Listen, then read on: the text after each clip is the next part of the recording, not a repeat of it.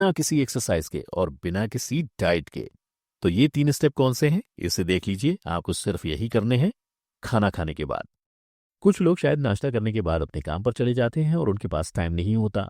अगर आपके पास भी नाश्ता करने के बाद टाइम नहीं है, तो आप लंच और डिनर करने के बाद इन स्टेप्स को फॉलो करें। तो चलिए देखते हैं ये 3 स्टेप्स कौन से हैं।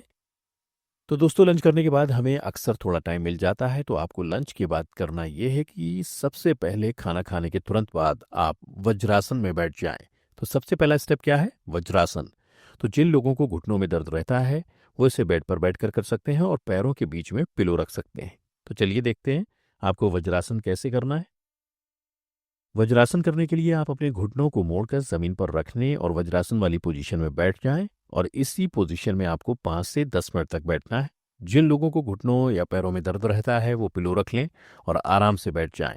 तो ये हमारा पहला स्टेप हो गया खाना खाने के बाद। अगर आप अपना वेट कम करना चाहते हैं तो चलिए, पहले स्टेप होने के बाद अब हम दूसरे स्टेप में आते हैं। तो खाना खाने के बाद पहले हमें वज्रासन वाली पोजीशन में बैठना है, जिससे हमने अपने ब्लड सर्कुलेशन को पेट की तरफ कर दिया है। इससे डाइजेस्टिव एंजाइम हमारे पेट में रिलीज होने शुरू हो जाएंगे। अब आपको अपनी मसल्स को एक्टिवेट करना है, ताकि आपको खाने से जो एनर्जी मिली है वो फैट में कन्वर्ट ना हो। इसके लिए आपको लाइट जॉगिंग करनी है। ये आप अपने घर के कमरे में भी कर सकते हैं। आप चाहें तो छत पर जाकर या बाहर जाकर भी वॉकिंग कर सकते हैं, लेकिन ज़्यादातर लोग ऐसा नहीं कर पाते हैं। तो आपको लाइट एक्सरसाइज 10 मिनट तक खाना खाने के बाद करनी है। इसमें सबसे पहले आपको लाइट जॉगिंग करनी है, जो आपको एक ही जगह पर खड़े हो रहकर धीरे धीरे जॉगिंग करनी है। जब 30 सेकंड तक ये करने के बाद आप अपनी काफ मसल्स को एक्टिवेट करेंगे, जो ब्लड शुगर को अपनी तरफ खींचेगा। इसके लिए आपको क्या करना है? अपनी एड़ी को उठाना है और पैरों को एक ही जगह पर खड़े रहकर ऊपर नीचे करना है। ये भी आपको 30 सेकंड तक करना है। इससे आपके काफ मसल्स एक्टिवेट होते हैं। उसके बाद आपको एक ही जगह पर खड़े रहकर सिंपल वॉकिंग करनी है। उसके बाद आपको करना यह है कि अपने हाथों और पैरों को खोलकर एक साइड दूसरी साइड स्ट्रेच करना है। बीच बीच में आप रिलैक्स होने के लिए जॉगिंग भी कर सकते हैं। अब नेक्स्ट स्टेप में क्या करना है? आपको आगे की तरफ चलते हुए जाना है और फिर पीछे की तरफ चलते हुए आना है। अब अगले स्टेप में आप अपने पैरों को खोल लीजिए और थाई पर प्रेशर बनाते हुए हल्के से बैठ जाइए।